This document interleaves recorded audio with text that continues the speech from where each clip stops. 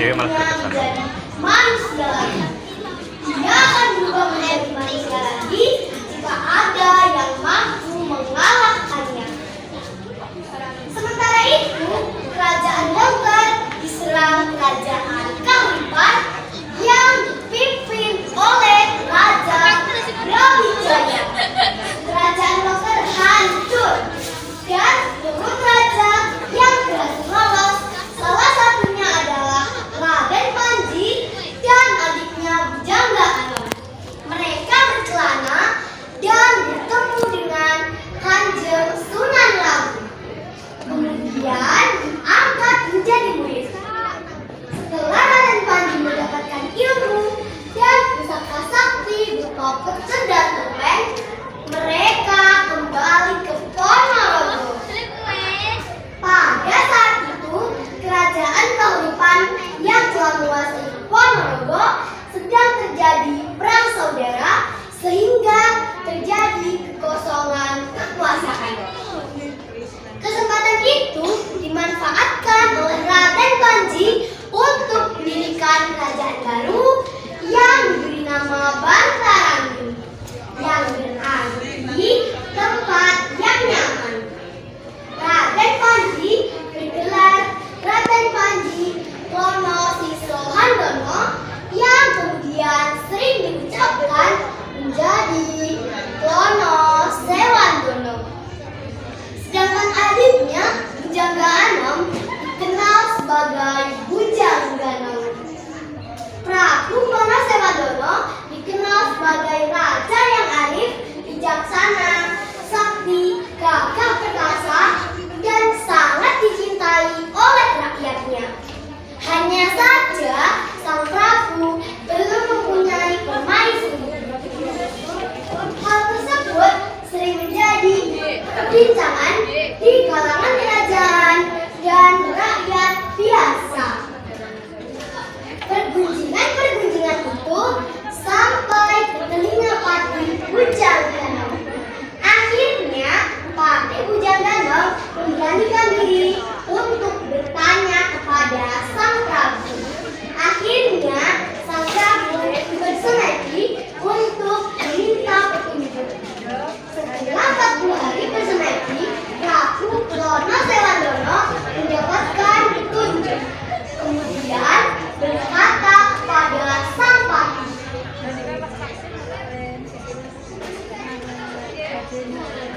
"Dinda Pati, aku telah mendapatkan petunjuk untuk melamar seorang gadis bernama Dewi Songgolangit. Besok berangkatlah ke timur. Temukan gadis itu untukku." "Baiklah Kakanda, besok hamba akan berangkat. Mohon doa restunya," jawab sang Pati. Pada keesokan harinya berangkatlah Pati Bujangga Anom ke Kediri. Karena sebelumnya telah mendapatkan kabar bahwa yang dicari adalah putri Raja Dohok Kediri. Sesampainya di Kediri, Pati Bujangga Anom langsung menyampaikan maksudnya untuk melamar putri Songgolangit untuk kakaknya. Ternyata ada beberapa persyaratan yang harus dipenuhi untuk mempersunting putri Songgolangit. "Sembah Gusti Putri, persyaratan apa yang Gusti Putri inginkan akan saya sampaikan ke Kakanda hamba," kata Bujangga Anom sambil memberikan penghormatan.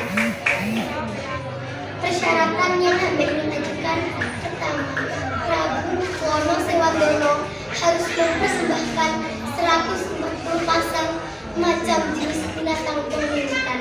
Kedua, harus menciptakan kesenian yang belum pernah ada duanya di tanah Jawa sebagai iringan pernikahan.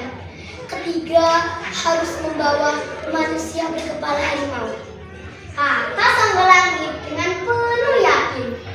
Walaupun persyaratan itu aneh dan sulit dikabulkan, namun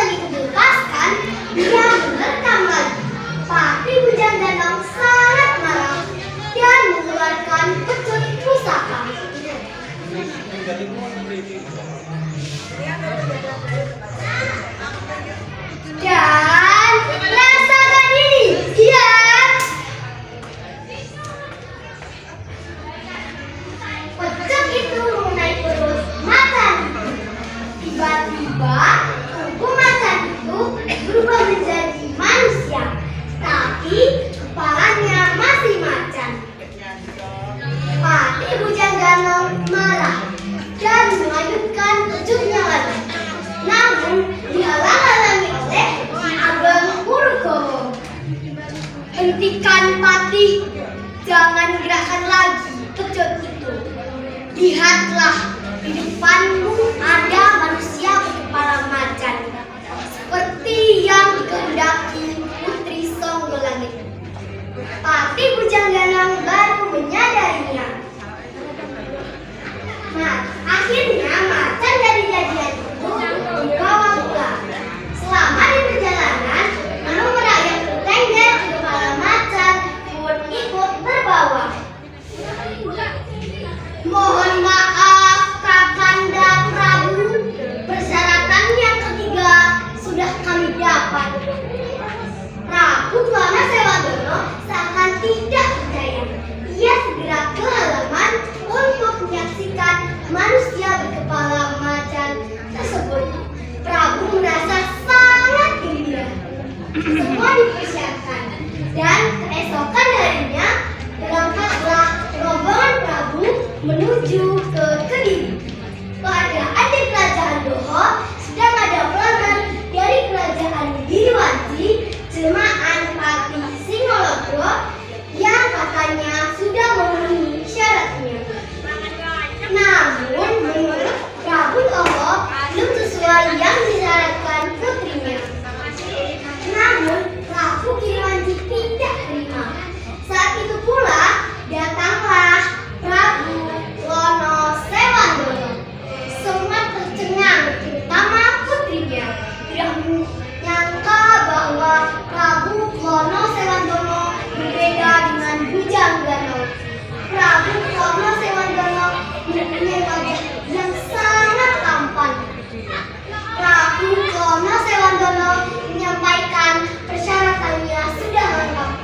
Dengan segera, Mantri mengecek semua persyaratannya dan mengatakan sudah lengkap. Mendengar semua itu, Prabu Giriwanci semakin marah dan mengajak Prabu Klono Sewandono bertanding. Tanpa nanti, Prabu Klono Sewandono mengajak Prabu Giriwanci adu tanding di halaman. Dan pada akhirnya Prabu Klono Sewandono menggunakan pecak saktinya, yaitu pecak Samandiman, hingga Prabu Giriwanci terpukul dan mengakui kalahnya. Kemenangan Prabu Klono Sewandono menjadi cita-cita prajurit Ponorogo. Dan pesta pernikahan pun tiba menunjukkan kemeriahan seni termasuk seni reog Ponorogo. Tak lama kemudian Dewi Songgolangit diangkat sebagai permaisuri Bantarangi dan diboyong Ponorogo. Kebahagiaan mereka semakin sempurna dengan kehadiran banyak anak sebagai penerus raja-raja kerajaan Bantarangi. Dan kisah perjodohan Dewi Songgolangit dengan Prabu Klono Sewandono diabadikan dengan lahirnya kesenian tradisional reog Ponorogo.